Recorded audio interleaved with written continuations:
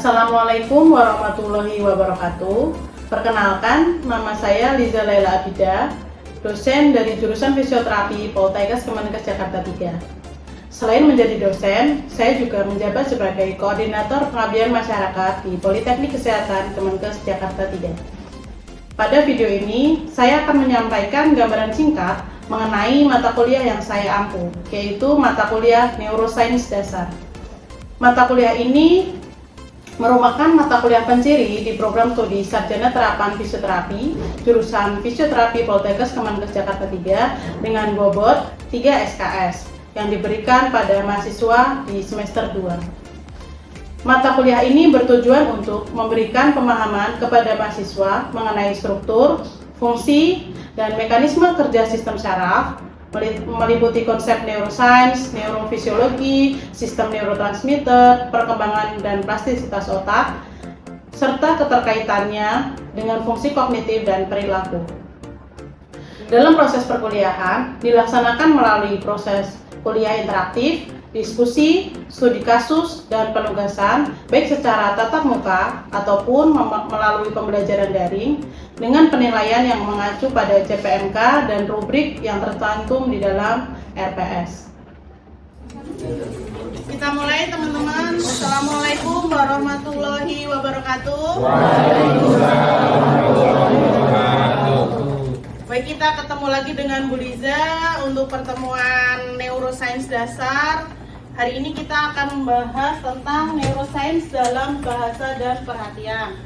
Sebelumnya, teman-teman sudah ada yang tahu kenapa kita belajar ini? Ayo, coba.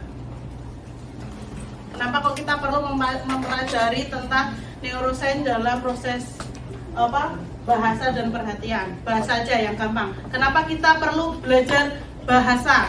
Karena penting. Kenapa perlu seorang fisioterapis itu perlu belajar tentang bahasa? Apa? Untuk menghadapi pasien, betul. Nah, kita nanti teman-teman sebelumnya kasih pros dulu buat Rangga. Harus berani menjawab. Karena nanti kan Bu Liza juga menilai keaktifannya juga ya. Jadi teman-teman, kita hari ini akan belajar bagaimana proses bahasa itu terbentuk dari otak sampai kita itu bisa ngomong seperti ini, itu bagaimana prosesnya, dan perhatian itu seperti apa prosesnya dan jenisnya seperti apa. Kita lanjut saja slide pertama ini. Nah, tadi Rangga sudah menjawab sedikit tentang kenapa sih kok kita itu penting untuk mempelajari bahasa. Sekarang Bu Liza tanya lagi, apa itu bahasa? Ada yang sudah tahu bahasa? Apa sih bahasa? Oh ya, nih cepet nih. Alat komunikasi. Bahasa adalah alat komunikasi satu sama lain, betul. Kamu apa, Ferdinand? Cara menyampaikan sesuatu. Cara menyampaikan sesuatu, betul. Nah, kenapa penting dan apa itu bahasa akan kita ulas di sini ya. Kita masuk dulu. Nih bahasa, language. Mungkin teman-teman tuh tahu bahasa itu kita ngomong, tapi kita harus mempelajari lebih rinci sebagai seorang fisioterapis ya. Nah, ini bahasa adalah metode utama komunikasi manusia, terdiri dari kata-kata, digunakan secara terstruktur dan konvensional dan disimpan melalui ucapan, tulisan atau gerak tubuh. Nah, di sini bahasa itu ya, Bu Liza ringkas ya. Bahasa itu adalah suatu alat komunikasi yang digunakan manusia untuk berkomunikasi dengan orang lain. Bahasa itu nih ada tulisan, bukan cuma ngomong. Jadi bahasa itu bentuknya ada banyak. Sebenarnya ada verbal, ada non verbal. Nah, verbal itu kan dari ucapan ini tadi. Nah, yang non verbal itu ada tulisan, gerak atau tubuh. Seperti contohnya kalau teman-teman itu ketemu orang dengan apa yang nggak pakai kata-kata, nggak pakai ucapan apa? Tunawicara, gangguan bicara ya. Terus apa lagi? Tunarungu, betul. Terus ada lagi nggak? Yang dewasa, tapi dia tidak bisa menggunakan ucapan apa? Autis. Tadi ada tunarungu, tunawicara. Ada lagi nggak ketemu orang yang nggak bisa ngomong, tapi dia udah dewasa. Dia pakai tulis, ya apa? Truk. Nah, nanti teman-teman juga akan tahu lebih lanjut, kenapa kok orang stroke itu ada beberapa yang pakai tulisan? Ada nggak? Pernah ketemu nggak? Pakai isyarat. Nah, itu juga tidak hanya digunakan untuk orang-orang yang mengalami tunarungu, tunawicara seperti itu. Contohnya adalah gangguan bahasa pada orang dewasa. Namanya afasia. Afasia itu gangguan bahasa pada orang dewasa yang didapatkan karena adanya suatu cedera otak. Jadi misalnya orang pasca stroke terus area bahasanya mengalami permasalahan. Dia nggak bisa ngomong, dia paham, tapi dia utarakan dengan apa? Dengan gerak tubuh. Misalnya mau minum, tapi dia nggak bisa ngomong. Ada kan? Nah, itu namanya afasia. Maka dia gunakan dengan alat komunikasi lain seperti tulisan, gerak tubuh, gitu ya. Ada juga teman-teman yang memakai gambar-gambar. Jadi karena dia sudah tidak bisa tulisan, misalnya ada orang dewasa pasca stroke mengalami gangguan bahasa tadi, namanya apa gangguan bahasa dewasa? Afasia. Itu tidak bisa menggunakan, tidak bisa ngomong, tidak bisa menggunakan apa lagi? Tulisan, tidak bisa menggunakan gerak tubuh. Dia hanya bisa menggunakan kartu. Itu juga ada, kompik namanya kartunya. Jadi nanti ada yang misalnya mau makan pakai gambar mau makan gitu. Itu ada. Ini sedikit penjelasan tentang bahasa ya. Nah, ini bahasa itu digunakan untuk komunikasi atau penyampaian atau pertukaran informasi. Jadi seperti yang teman-teman tadi jelaskan atau jawab tadi, itu adalah suatu alat komunikasi. Jadi perlu ya bahasa itu. Jadi bahasa sekarang di dalam pikirannya teman-teman itu tidak hanya ngomong ya. Bahasa itu ada berapa tadi? Apa aja? Ucapan, tulisan, ya. Lebih gampangnya disingkatnya verbal, non verbal, gitu ya. Oke, good. Terus lanjut jenisnya. Ini ada lagi jenisnya setelah non verbal, verbal. Kalau secara teoritis jenis bahasa itu ada dua. Nggak usah baca PPT saya, dengarkan Bu Liza. Bahasa itu ada namanya reseptif sama ekspresif. Kalau ekspresif tahu kan? Berarti kan pengungkapan. Ekspresif itu adalah mengungkapkan. Berarti bahasa ekspresif adalah pakai emosi. Bahasa yang disampaikan melalui ucapan. Nah, yang reseptif adalah bahasa pemahaman. Bahasa yang digunakan untuk memaknai suatu benda. Misalnya, tunjuk buku. Kamu jawabnya gimana? Oke. Nunjuk. Nunjuk berarti itu adalah bahasa reseptif. Kalau bahasa ekspresif apa? Contohnya gimana? Cara ngeceknya? Biar dia ngomong. Apa? Kalau ngambil minum.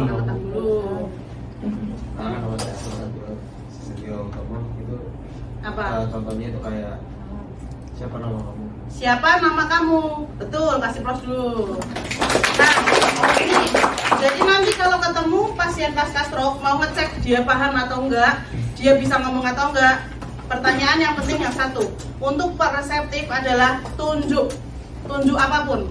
Bisa enggak? Kalau dia bisa, berarti dia pemahamannya masih bagus. Tapi kalau bahasa ekspresif apa tadi? Harus berupa pertanyaan. Biasanya yang sering digunakan oleh terapis-terapis adalah ini apa? Dia harus menjawab. Tapi kalau dia tidak bisa, berarti kemungkinan dia mengalami gangguan bahasa apa? Ekspresif. Betul. Sudah bisa membedakan ya? Sampai sini masih paham? Paham, oke. Terminologi ini tadi Bu Liza sudah sedikit menyinggung. Jadi bahasa itu adalah alat komunikasi, dan komunikasi sendiri adalah proses menerima, mengirim, memproses, dan memahami sistem simbol secara verbal, non-verbal, dan grafik. Nah, ini malah ada tambahannya lagi. Selain verbal, non-verbal ternyata ada grafiknya gitu. Grafis itu yang tadi Bu Liza bilang adalah tulis gitu. Sebetulnya untuk tulis ini bisa juga masuk di non-verbal. Karena apa? Karena dia tidak diucapkan atau tidak diekspresifkan gitu ya. Ada pertanyaan? Cukup, lanjut dulu ya. Nih, sekarang sebelum masuk ke prosesnya, kita belajar dulu perbedaan antara speech and language disorder. Ada yang pernah dengar? Speech disorder sama language disorder. Pernah dengarnya apa? Apa? Speech delay. Apa itu speech delay? Keterlambatan ngomong. Keterlambatan bicara. Nah, sekarang kita pelajari ini biar teman-teman pemaknaan katanya tidak bukan salah ya, bukan keliru ya, tidak begitu melenceng dari kaidahnya. Sebetulnya language disorder sama speech disorder adanya. Kalau speech delay itu adalah biasanya penyebutan untuk orang-orang yang awam agar lebih lebih gampang, delay speech gitu kan. Nah, sekarang kita belajar apa itu speech disorder, language disorder. Kira-kira ada yang pernah tahu perbedaannya nggak? Belum. Nah, kita cek dulu. Speech disorder, nih, speech. Seseorang yang tidak mampu menghasilkan bunyi bicara dengan benar atau lancar atau memiliki masalah dengan suaranya. Di sini ada lagi kesulitan memproduksi bunyi bicara atau mengalami gangguan artikulasi. Jadi, untuk diingat-ingat saja, gangguan bicara itu beda dengan gangguan bahasa. Bahasa tadi ada apa? Ekspresif, reseptif. Kalau gangguan bicara itu cara membedakannya, kalau gangguan bicara itu bisa ngomong, tapi ketika dia ngomong banyak kesalahan yang terjadi. Misalnya anak kecil, bola menjadi dola. Nah, itu gangguan berbicara. Terus ada lagi, itu contoh anak kecil. Biasanya teman-teman atau nakes itu menyebutnya gangguan artikulasi. Nah, itu masuk ke gangguan bicara. Itu ya, paham ya? Ada lagi contoh untuk orang dewasa. Kalau orang dewasa itu gangguan bicara, di sini kan ada tulisannya nih. Mana tadi? Atau memiliki masalah dengan suaranya. Pernah lihat orang dengan tracheostomi? Belum. Pernah lihat videonya aja deh. Tracheostomi adalah pengangkatan trakeanya karena misalnya ada kanker atau ada edema berlebihan yang di lubang lehernya. Pernah. Yang terlalu banyak rokok biasanya ya. Ya. Ya, ini pernah tahu dia bisa ngomong nggak? Bisa atau tidak? Bisa. Tapi dia namanya gangguan bahasa apa gangguan bicara? Karena apa?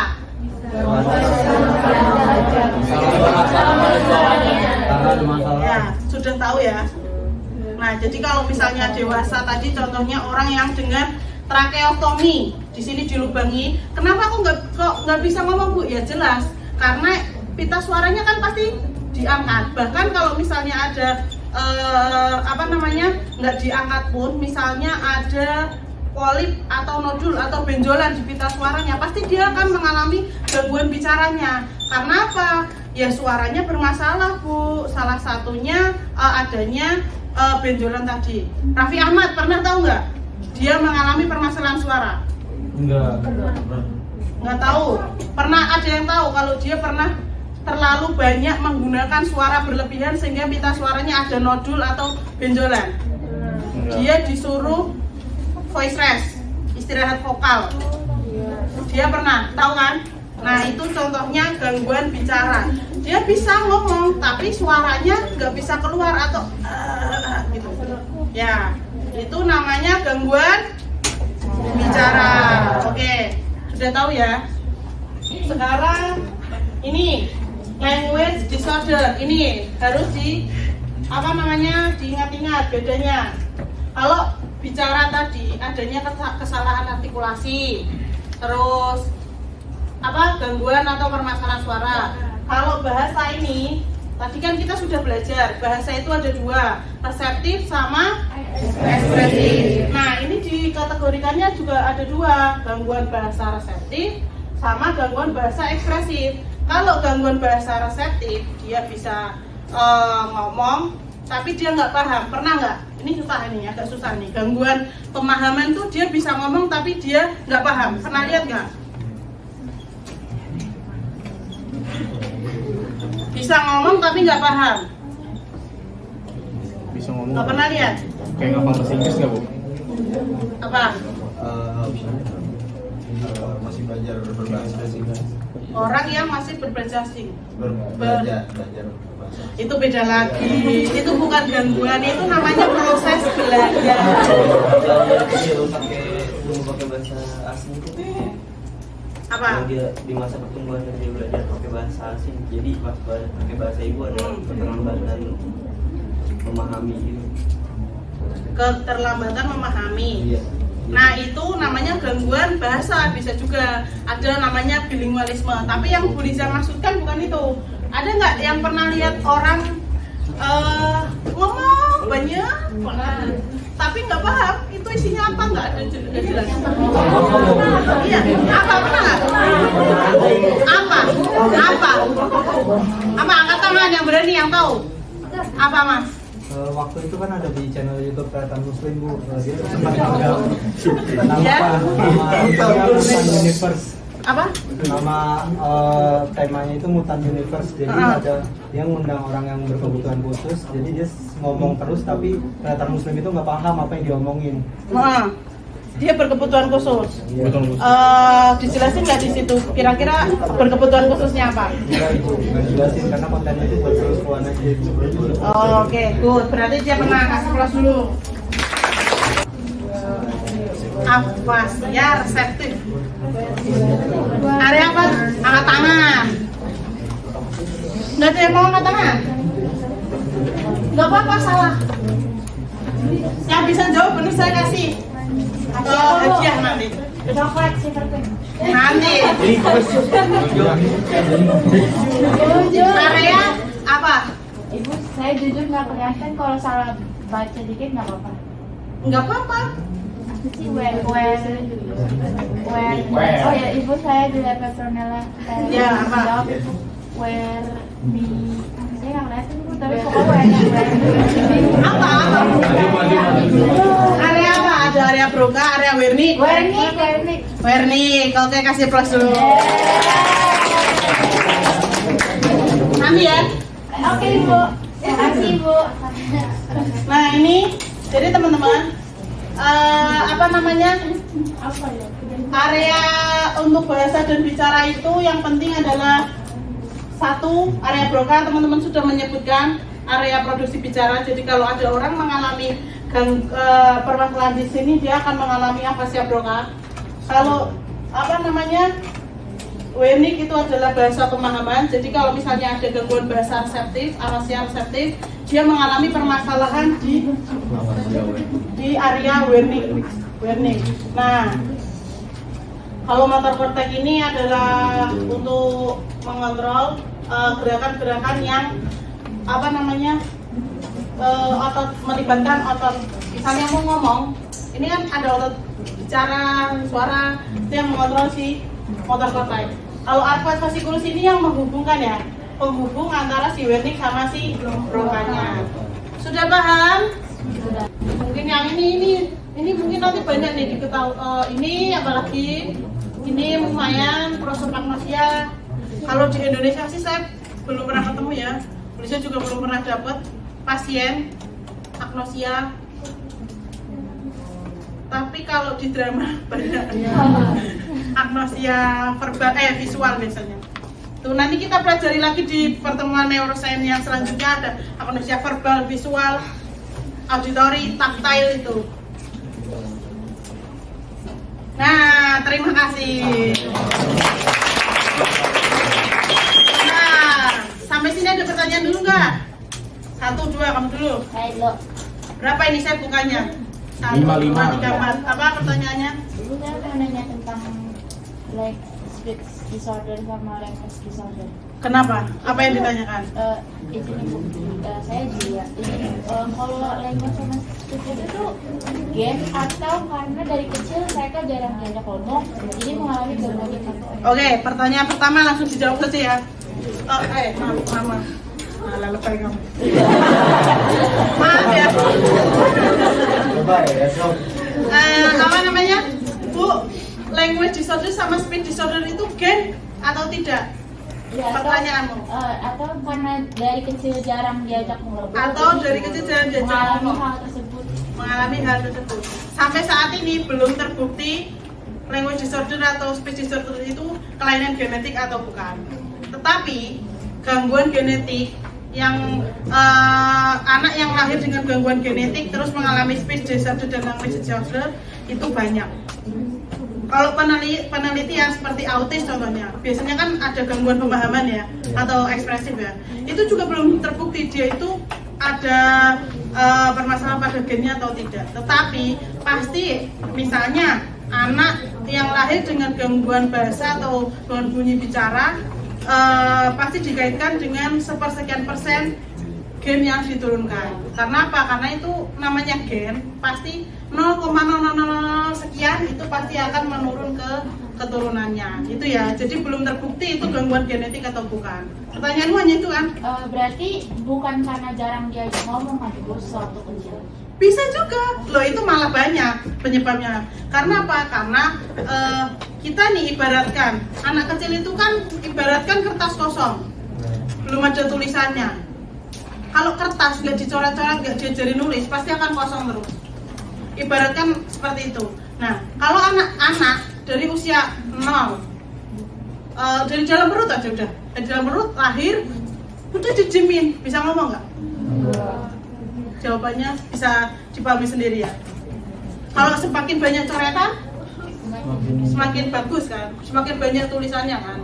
Berarti semakin banyak stimulus yang diberikan, pasti akan semakin meningkatkan kemampuan komunikasi si anak tadi. Gitu. Paham? Surya? Jadi teman-teman, kita hari ini akan melakukan praktek sedikit ya tentang materi yang sebelumnya, karena kita kan kemarin sudah ketemu dengan materi yang teori. Jadi nanti kita akan sedikit mereview atau melakukan praktek tentang sistem sarafnya dan di mana area-area seperti area bahasanya, terus area untuk bahasa pemahaman di mana, untuk area bahasa ekspresif di mana, dan kita akan lebih mengulik dengan VR ya. Teman-teman sudah pernah mencoba praktek dengan VR? Belum. Ada yang sudah pernah? Sudah. Belum semuanya ya. Jadi nanti mungkin yang belum siapa? Saya. Oh nanti Komang dulu maju, nanti saya kasih arahan dulu. Oke, kita mulai langsung saja. Coba, ayo Komang. Pakai dulu VR-nya. Jadi teman-teman, kenapa Bu Rizal pengen kalian belajar menggunakan VR ini? Kalau kita praktek menggunakan Phantom itu kan meskipun hampir mirip kan bosen ya. Dan kita keunggulannya kan kesehatan otak, kita punya apa namanya? VR kita gunakan lab kita. Jadi nanti di sini teman-teman bisa melihat dengan nyata, bahkan ya kayak kita main game pakai virtual reality ya. Yeah. Jadi nanti kan kebetulan kita mau cari area-area tentang otak, tentang pemrosesan bahasa seperti apa. Jadi nanti akan tampil pertama itu ini. Jadi nanti kalian cari di mana ada menu, kadang ada di bawah, kadang ada di atas gitu ya. Pemrosesan mengenai sistem saraf ya. Sistem saraf terutama di area bahasa-bahasa, berarti kita akan klik apa? Apa? Berhenti dulu Komang, coba stop. Neuro. Ya, neuro ada di mana? Mana? Apa? Hah? Nervous, betul. Coba klik nervous. Komang, klik nervous. Klik nervous sudah. Nanti kalau sudah biru berarti sudah diklik. Jadi kita cari gambarnya ada di mana. Jadi kayak main VR. Gitu. Nah ini coba kita bongkar dulu. Area bahasa ada di mana? Otak kanan atau otak kiri? Area bahasa. Area bahasa ada di mana? Apa otak kanan atau otak kiri? Area bahasa. Kita ambil dulu otak bagian kiri, copot, ditahan. Nah, nih, right. Ini kan kanan, terus kiri coba. Nah, oke. Nah, coba sekarang yang otak bagian kiri kita klik, ada tempatnya apa saja, coba turun nanti klik dulu. Ini ada lobus, ada area, ada gyrus, ada sulci. Jadi di sini sudah lengkap. Teman-teman mau cek apanya? Lobusnya di otak kiri, klik coba. Di sini ada juga frontal, parietal, occipital, temporal, bagian left. Left itu kiri. Terus sekarang areanya, area. Klik. Nah ini area apa saja? Prefrontal, area bagian kiri, premotor area bagian kiri itu semua ada. Coba sekarang kita cari yang area bahasa. Area bahasa berada di mana? Area bahasa itu ada namanya area yang kemarin itu loh, Broca, ya betul. Broca itu untuk pemrosesan bahasa ekspresif. Kalau kebalikannya apa? Area yang untuk bahasa pemahaman? Apa kebalikannya Broca? Area Wernicke. Oke, kita sekarang coba dulu. Turun. Cari yang area tentang bahasa. Terus. Hah? Nah ini. Oh, motor speech, area Broca. Motor speech, klik motor speech. Itu auditory. Motor speech. Klik. Nah, jadi dia di sini. Ini bisa juga diambil lagi. Nanti. Coba potong. Nah ini motor speech. Mau digeleng-gelengkan ini juga bisa. Coba diputar-putar. Nah tuh nanti area Broca tadi mana? Makanya cari. Oke. Nah oke. Kelihatan kan? Nah itu coba dipasang frontal lobe-nya. Lobus frontal dikembalikan ke otak. Ya, gitu.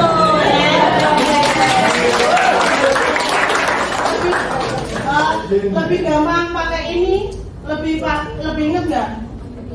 Lebih. Oke, nanti kita coba satu-satu ya. Siapa namanya? Kemudian kalau dari kesimpulan hari ini, otak itu berperan sebagai pusat utama pengaturan bahasa dan mempunyai perhatian melalui kinerja syaraf yang melibatkan seperti frontal, parietal, terus ada area khususnya seperti Broca untuk pengaturan bahasa. Oke, kasih plus buat kalian.